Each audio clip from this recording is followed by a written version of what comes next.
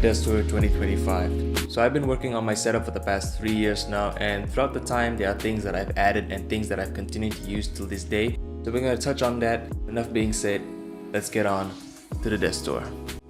Starting off with the monitor. The one that I have is the MSI G244F. I have it attached to this fairly cheap monitor arm. It's nothing special, but it works. The monitor is a 24-inch IPS panel with a refresh rate that can boost up to 170Hz. So it gives a really smooth and responsive gaming experience even at full high definition at 1080p, which is still a popular resolution for people like me who game occasionally. You have several modes to mess around with depending on your preference. Most of the time I use sRGB, but often stay in user as I already custom set the colors to my liking. Not only for gaming, but also just consuming content, multitasking by dividing the screens, and if I ever need more space, I move it onto my laptop, which I also use as a second monitor. Speaking of laptops, I am still rocking my Lenovo Legion 5, your specs. So far it still handles my workload and the games that I play really well. I really love the design, and the build quality is something that I can look at every day. Moving on to peripherals. The keyboard is still the Keychron K6, a 65 mechanical keyboard with a metal frame. It's compatible with both macOS and Windows. It charges via Type-C. You have the option to stay wired or wireless. It's hot swappable. Currently I'm using the red Gateron switches, which gives a nice smooth click feel. The mouse that I'm using is the Razer DeathAdder V2X Hyperspeed. It's fully wireless with the option to go via dongle or Bluetooth. The power, it uses either a AA or AAA battery. The mouse has an ergonomic design to it, making it really great for long gaming or editing sessions.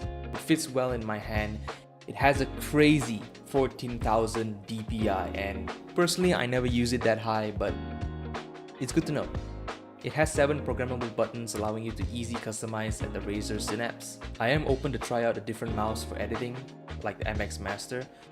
Also, if you already noticed, I don't use a mouse pad because I'm just weird. Now for audio, I'm using a soundbar which I got as a gift. It's from a company called Deans. Honestly, at first I never heard of this company, but upon research I found out that it's actually a company that is based in Malaysia itself, so yeah, support local brands. Deciding where to install this has been a challenge because I don't want to have it on my desk, so mounting it below is the only option. Physical switches are all located on the left, and throughout the time using this, I do notice some latency coming from the soundbar despite it being directly connected, but it's nothing too major for me. The sound quality is still fairly decent. For the headsets, I got the Logitech G435. The first thing that really surprised me is how light it is, coming in at around 165 grams. The cushion is really soft and comfortable, and it fits my big head well. I really love the hidden mic design. It's not like those headsets where you have the microphone sticking out. Not that I have a problem with it, I just really love the design. The mute, volume and power button are located on the left. Connectivity is similar to the Razer. You have either your dongle or Bluetooth. Sound quality coming from this headset is really good for gaming, listening to music or editing. The headsets for the Logitech just really helps me to zone in. And when I'm editing on the go, I usually use my Skull Candy earbuds. It's really comfortable and up to 5 hours of playtime at a full charge. And the sound quality coming from these earbuds, dare I say, it's pretty much on par, if not slightly better than my Logitech headsets. There's a saying that audio is 50% of your video. So whenever I'm recording my voiceovers or talking head videos, the mic that I use is the Fantech Leviosa. It's a condenser microphone that I have attached to a Kenya mic arm. You can manually adjust the echo gain to your liking. You have the option to also attach your headphones directly to the mic. I have attached a pop filter not only to reduce plosives, but mainly to just cover up this annoying RGB light which you just can't turn it off, so yeah, pop filter stays on. Now let's talk about lighting. I got this standing ring light for around 10 bucks used.